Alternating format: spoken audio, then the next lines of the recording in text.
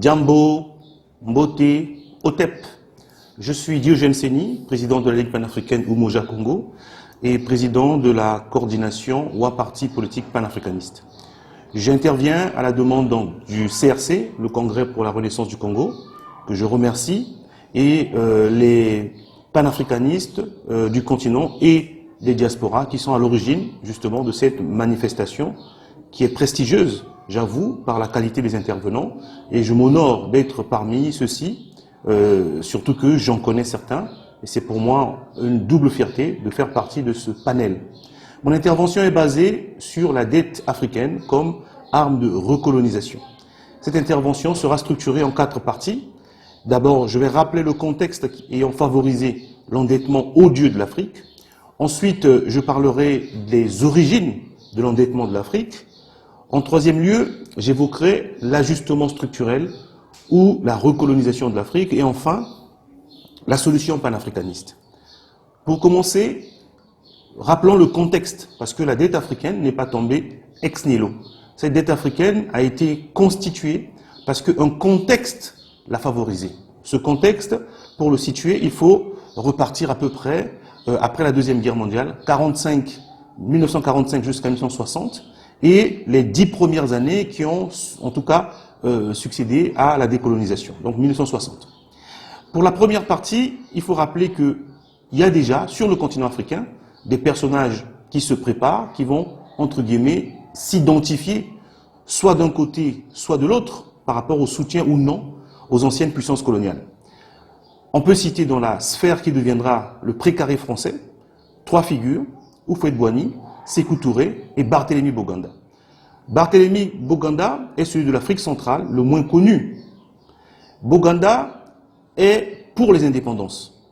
Il va surtout œuvrer pour les États-Unis d'Afrique latine, disait-il à l'époque, qui allaient être constitués du Congo-Brazzaville, du Gabon, du Tchad et de l'Oubangui-Chari, qui s'appelle aujourd'hui la République centrafricaine. Rappelons au passage que c'était le nom que Boganda voulait donner à l'État fédéral d'Afrique centrale ou d'Afrique latine, qui n'était qu'un embryon. Et donc Boganda était foncièrement anticolonialiste. Il a certes voté le oui à la conférence, au référendum du oui que le général de Gaulle avait proposé, mais en même temps, il était complètement anticolonialiste. Disait-il, il fallait combattre l'isolement par la transformation de l'AEF en État fédéral. Ensuite, Sékou Touré. Sékou Touré est celui qui est présenté comme le radical. Radical, ça dépend comment on le prend, puisque Sékou Touré avait plutôt une vision holistique. Il a fait voter non au référendum du général de Gaulle. En même temps, il a été isolé, mais il est resté relativement constant. Effectivement, on peut lui reprocher un certain nombre de choses, notamment ce que son régime était devenu, mais on ne peut pas nier à Sékou Touré son amour indéfectible pour le continent, notamment le soutien multiforme qu'il a apporté au mouvement de libération, dont le plus important auprès du PAIGC, de l'amical Cabral. Houphouët-Boigny a commencé au départ comme anticolonialiste, on le sait, mais il a très vite fait le choix de suivre l'ancienne puissance coloniale. D'abord avec le général de Gaulle, et jusqu'à sa fin, jusqu'à sa mort, il est resté proche en tout cas, impliqué dans le rayonnement de ce qu'on appelle aujourd'hui la France-Afrique. 3 autres personnages qu'il faut noter dans la sphère anglophone. Il y a Kwame Nkrumah, il y a Nnamdi Azikiwe, il y a Julius Nyerere. On peut considérer que les 3 portaient l'espoir, puisqu'ils ont été présents au 5e congrès de 1945 à Manchester, le congrès panafricain, qui avait tracé la ligne pour la lutte pour les indépendances dans le cadre de l'unité africaine des États-Unis d'Afrique. Nkrumah est resté un peu comme Sékou Touré constant, il sera balayé autour des années 1966 à peu près, 1966. Simplement, il sera isolé aussi. Isolé, il a apporté un grand soutien au mouvement de libération. Il finira lui aussi par être, en tout cas, affaibli, isolé, surtout avec l'affaire Lumumba qui n'a pas réussi à sauver, et avec l'échec de 63 à la création de l'OUA. Ensuite, le président Julius Nyerere. Julius Nyerere est resté constant, mais dans une zone africaine, dans les années 50, 60, 70, compliquée. Certes, la Tanzanie a su tirer son épingle du jeu vis-à-vis des Anglais, mais tout autour de lui, l'apartheid a régné, et beaucoup de pays n'ont pas été indépendants dans les années 60. Le contexte est très compliqué. Il a développé un panafricanisme qu'on appelle socialisme bantou, hein, un peu marxisant, mais il est resté fondamentalement panafricaniste. Alors, Azikwe a milité aussi pour les indépendances, bien sûr, mais la particularité d'Azikwe, c'est qu'il a participé au mouvement biafrais. On sait ce que c'est que le Biafra. Ce sont des problèmes, ce qu'on appelle la géopolitique africaine interne, mais qui a été surtout récupéré par des géopolitiques extérieures. Les Français ont beaucoup soutenu le Biafra pour gêner justement les Anglais par rapport à une ancienne rivalité depuis Fashoda, on peut le rappeler aussi. Donc Azikwe est un personnage aussi un peu compliqué. Donc ce contexte montre que dès 60, ceux qui dominent, ceux qui ont pris le contrôle des pays de façon majoritaire, bien que quelques irréductibles ont existé ici et là, mais de façon majoritaire, c'est bien les leaders qui ont été favorables, en tout cas aux thèses des anciennes puissances coloniales, que ce soit dans le précaré français ou dans le précaré, en tout cas ce qu'on appelle le monde anglophone. Donc, ce contexte a favorisé naturellement la question de l'endettement odieux de l'Afrique. Pourquoi? Si on prend le cas de Kwame Nkrumah, qui était l'un des rares à avoir été à Bandung en 55, Bandung, dans son chapitre 7, en tout cas Bandung avait 7 chapitres, et l'un de ces chapitres, c'était la coopération économique. Comment, comme un bréviaire, comment réussir l'indépendance sans être sous domination de l'Est ou de l'Ouest, c'est-à-dire à l'époque de la guerre froide, et surtout se soustraire d'une recolonisation en quelque sorte. Bandung avait donc établi ce canevas précis. Pour être indépendant, il fallait mettre fin à l'économie extravertie. Il fallait cesser la monoculture, il fallait contrôler sa monnaie, avoir des banques de développement, transformer localement ses matières premières, tout ce que nous revendiquons aujourd'hui. Et Kwame Nkrumah était le plus averti de la situation, si bien qu'après Bandung, qui dépassait le panafricanisme, c'est l'afro-asiatisme, c'est le monde asiatique et le monde africain qui voulait en tout cas faire une troisième voie par rapport à la guerre froide. Alors donc Nkrumah sera balayé, comme je l'ai dit tout à l'heure, cette vision qui aurait dû prévaloir à la création non seulement de l'OUA en 63, puisque le bloc de Casablanca avait échoué, le bloc Moronvia, ceux qui voulaient des indépendances séparées, ceux qui avaient consacré ce qu'on appelle l'intangibilité des frontières, ont gagné. Ensuite, on sait ce qui s'est passé. Qu'est-ce qu'on va trouver sur le continent? On a les Mobutu au Congo, on a Houphouët-Boigny qui règne sur le précaré français, et on a dans le monde anglophone un éclatement également. Donc, ce sont ces conditions qui vont permettre justement ce développement de l'endettement odieux. Venons-en aux origines de la dette africaine. On peut situer 3 origines. Premièrement, il y a la première phase donc en 1960. On va dire qu'après la réussite du plan Marshall en Occident, les pays européens touchés par la guerre, aidés massivement par les États-Unis, qui voulaient éviter la poussée du communisme dans la partie ouest, ont aidé les pays à se reconstruire vite afin que le communisme ne prospère pas. Ces pays ont été reconstruits, beaucoup d'argent dans les banques, ils voulaient rembourser aux États-Unis dans les années 60. Les États-Unis refusent cet argent, refusent en tout cas, développent des stratégies pour que les banques européennes puissent garder cet argent. C'est du dollar, ça peut s'échanger contre de l'or, donc ça peut vider les coffres forts américains, puisqu'à l'époque c'était possible, et surtout l'inflation, si cet argent revenait en masse aux États-Unis. Et donc, les banques européennes vont chercher des débouchés. Il se trouve que l'Afrique avait créé les conditions, puisque la plupart des régimes étaient favorables aux anciennes puissances coloniales, il fallait déverser cet argent sur le continent. Pratiquement à taux zéro, très bas, les pays africains vont être inondés de ce qu'on appelle les euro-dollars. Deuxième phase, début des années 70, il y a ce qu'on appelle le choc pétrolier, donc il y a le quadruplement du prix du baril du pétrole. Les pays du Golfe vont être immensement riches, ce qu'on appelle les pétrodollars, ils vont les mettre dans les banques occidentales, notamment en Europe occidentale. Et comme en 60, les banques européennes vont se retrouver avec beaucoup d'argent et ils ont répété ce qu'ils ont fait au début des années 60 vis-à-vis des pays africains qui étaient déjà endettés, qui vont les réendetter à nouveau. Alors attention, à l'Afrique, au début des années 60, n'a pas que besoin d'argent, l'Afrique a surtout besoin de sens. Quel sens donner au mot développement? Comment en finir avec la monoculture, l'économie extravertie, avoir sa monnaie, etc., etc. C'est pas forcément l'argent dont ils ont besoin. Mais les dictatures qui étaient là, les régimes qui étaient là, qui étaient relativement alignés, ont accepté ce deal de l'endettement massif. Troisième phase, alors, on arrive à la fin de ce qu'on appelle les 30 glorieuses en Europe. Toujours l'Europe.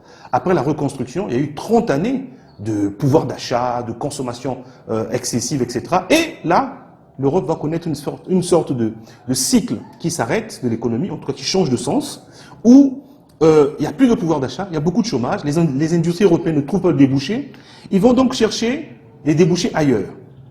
Ça a marché en 60, ça a marché au début des années 70 avec le choc pétrolier, mais ça va encore marcher. Et là, ils vont développer tout un ensemble de dispositifs pour inciter les Africains à s'endetter.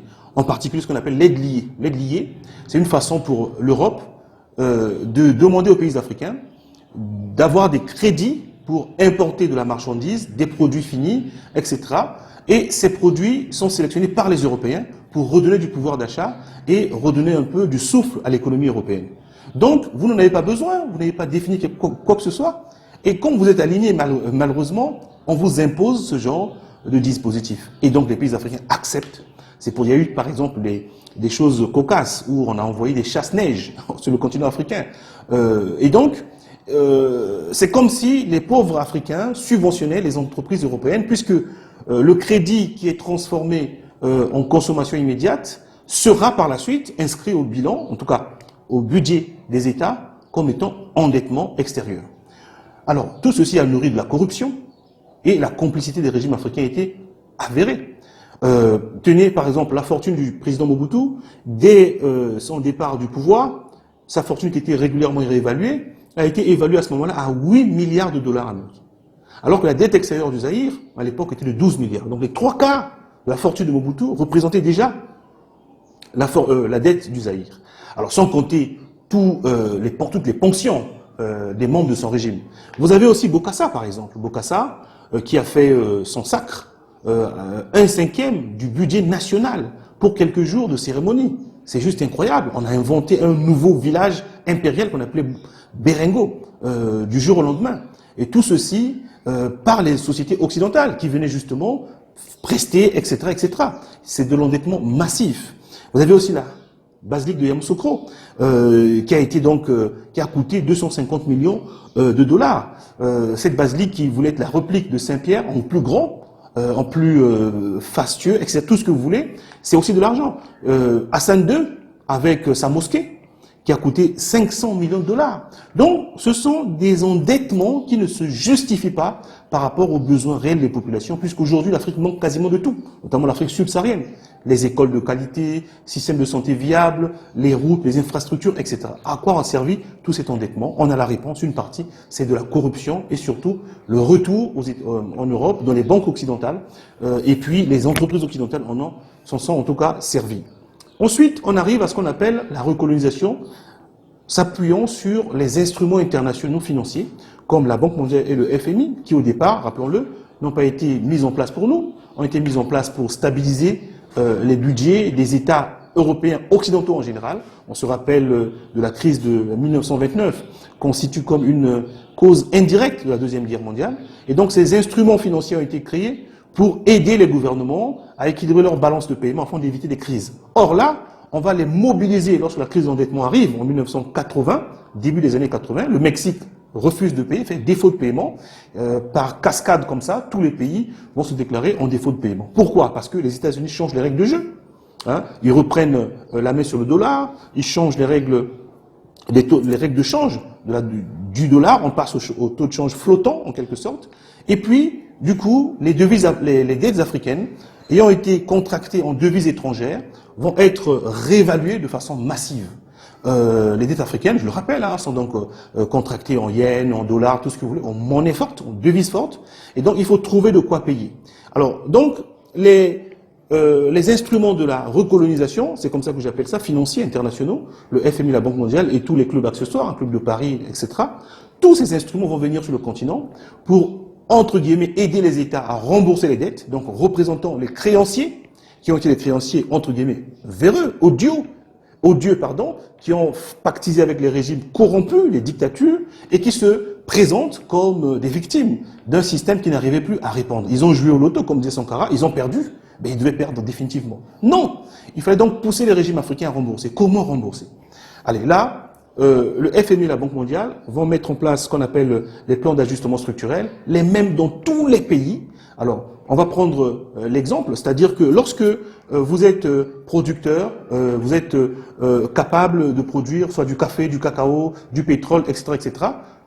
Donc, ça s'appelle de l'extraversion, hein. C'est-à-dire que vous ne transformez pas sur place, le FMI va vous inciter, en soutenant un peu votre gouvernement, pour faire face aux problèmes immédiats, mais à condition de renforcer vos exportations de telle manière que vous puissiez avoir des devises. Et ces devises, c'est pour rembourser la dette. Alors, entre-temps, on va vous asséner tout un ensemble de batteries, tout un ensemble de mesures néolibérales, diminution des budgets de santé, d'éducation, des infrastructures, etc., sauf les armées, puisque les armées soutiennent ces régimes-là. Et donc, ce qui s'est passé, c'est que les pays comme, par exemple, le Nigeria, l'Angola, le Congo, l'Algérie, on va les pousser à faire du pétrole brut, c'est-à-dire qu'à exporter du pétrole brut. Le coton, ça va être le cas du Mali, du Burkina Faso, du Tchad, etc. Le cacao, la Côte d'Ivoire, Sao Tomé et Principe. L'uranium, le Niger, la Centrafrique, le Kenya, le thé, etc. Donc, en fait, en réalité, tout ce que Bandung avait prévu, tout ce que le bon sens en matière de souveraineté pouvait guider, on a balayé ça de côté. Le FMI a obtenu de l'Afrique un système de recolonisation, c'est-à-dire que d'élargissement à grande échelle de tout ce qu'on appelle la monoculture et l'extraversion économique, juste par des mesures d'ajustement structurel. C'est ça la vraie recolonisation du continent africain. C'est-à-dire que quand vous appliquez exactement la même chose partout et aux besoins des industries extérieures au continent, ça pose des problèmes parce que vous sacrifiez des générations. Vous cassez des budgets d'éducation, des budgets de santé, tout ça pour obtenir des devises. Alors donc, la recolonisation a vraiment eu lieu. Pas que sur le plan militaire, des bases militaires, etc., y compris sur le plan financier, économique. Depuis les années 60, nous en sommes en plein dedans. Alors maintenant, quelles sont les solutions panafricanistes? En tout cas, il y a 2-3 niveaux. Le premier niveau, si vous restez un État africain dans le cadre actuel, un État africain dans le cadre actuel doit au moins se battre pour sa souveraineté. Bien que le combat est compliqué, parce qu'on est isolé, c'est tout ce que les Bouganda ne voulaient pas, être isolés et puis s'opposer à ces mastodontes. Mais, dans l'immédiat, qu'est-ce qu'il faut faire? Il faut s'appuyer sur le droit international. Il y a une jurisprudence internationale assez développée sur la question. Faire voter la notion de l'audit citoyen contradictoire des dettes, afin d'arriver à séparer les dettes odieuses des dettes légitimes, ce qui n'est pas déjà rien. Ça permettra de soulager un peu les gouvernements. Mais vous avez bien compris que dans le long terme, ça ne peut pas être une solution durable. Deuxième niveau, il y a des préalables. Là, il faut aller beaucoup plus loin. Il faut déjà que les élites africaines comprennent que la fin, il faut qu'ils arrêtent avec ce qu'on appelle le déni du continuum colonial. Ça, c'est fondamental. Parce que tant que vous êtes dans le nini, tant que vous êtes dans l'hésitation, vous ne pouvez pas envisager des solutions de façon efficace. Il faut que la capitulation historique s'arrête. Il faut admettre que le sous-développement est consubstantiel du néocolonialisme, fondamentalement. Et le néocolonialisme, quand je dis ça, il y a des responsabilités naturellement locales. Il y a les Africains qui collaborent à ce système. Il n'est pas question de les dédouaner en quoi que ce soit. Il faut dépasser le carcan du micronationalisme qui isole et qui rend vulnérable, comme le disait déjà Boganda. Maintenant, la troisième étape, c'est la solution panafricaniste. C'est-à-dire qu'il faut absolument que les peuples africains, notamment la jeunesse, renouent avec la politique. La politique, c'est elle qui nous a conduits là où nous sommes. Il faut refaire politique différemment. Il faut aller vers des grands sujets, vers des grands thèmes, vers le sens, pour que nos vies au quotidien trouvent quand même résonance. Ça, c'est la solution panafricaniste, la première étape. Deuxième étape, cesser avec l'émiettement des forces politiques panafricanistes. Donc chaque territoire africain, il faut que les forces panafricanistes se parlent, s'entendent. Même ne serait-ce que sur la question de la souveraineté. Il faut bâtir des organisations panafricanistes qui soient continentales. Parce que le FMI, la Banque mondiale et les autres, si vous voyez bien, c'est une sorte de coalition des créanciers, des Occidentaux. Depuis la conférence de Berlin, ils continuent à le faire. Ils s'entendent, ils créent des coalitions, des fois pour punir un seul pays. On le voit avec le cas du Mali entre-temps. Développer l'esprit fédéral dès le militantisme associatif. C'est-à-dire que c'est une notion très importante. Vous ne pouvez pas devenir panafricaniste du jour au lendemain, même si les miracles existent, mais il faut commencer tôt à développer un esprit fédéral. Un esprit fédéral, ça suppose que regarder plus loin que son ethnie, son micro-État hérité de la conférence de Berlin et de la colonisation, Parce que nous avons fondamentalement, structurellement les mêmes problèmes. Et travailler à la prise de pouvoir, mais la prise de pouvoir de façon large. Il y a le pouvoir partout. Il y a le pouvoir dans nos associations, il y a le pouvoir dans nos quartiers, il y a le pouvoir... en tout cas, il faut redéfinir la notion de pouvoir, parce que à chaque échelon de la société, il y a des pouvoirs à prendre, il y a des responsabilités à occuper. Évidemment, la responsabilité, prendre le pouvoir dans nos États, fondamentalement. Donc, voilà à peu près ce que je voulais dire pour cette introduction. Je sais qu'on n'a pas beaucoup de temps. J'espère que dans les questions, j'aurai l'occasion de préciser un certain nombre de choses. Je vous remercie. Umoja Ninguvu, l'union fait la force.